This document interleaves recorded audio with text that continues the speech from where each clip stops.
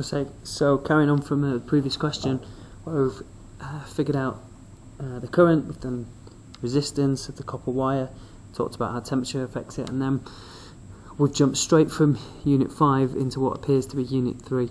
So the heater changes the temperature of the water by 35 Kelvin.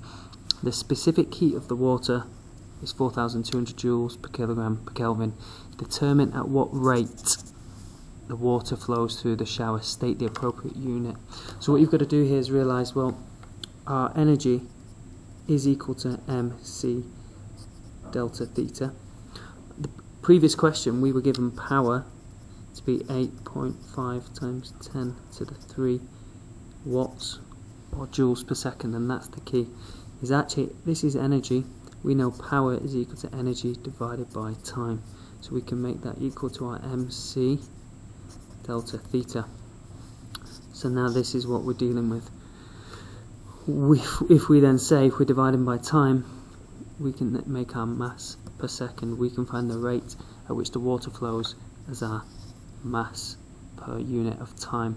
Therefore we can use the power directly in this question.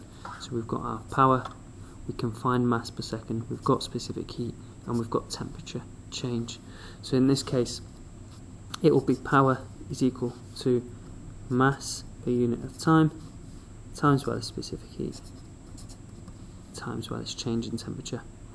So our power, 8.5 times 10 to the 3, all divided by our specific heat, 4,200, times by the change in temperature, which is 35 Kelvin, giving us an answer of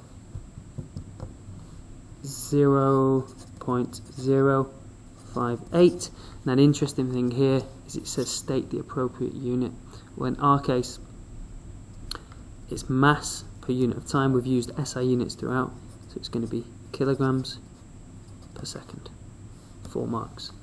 Nice and straightforward question, but actually loads and loads of places to fall down.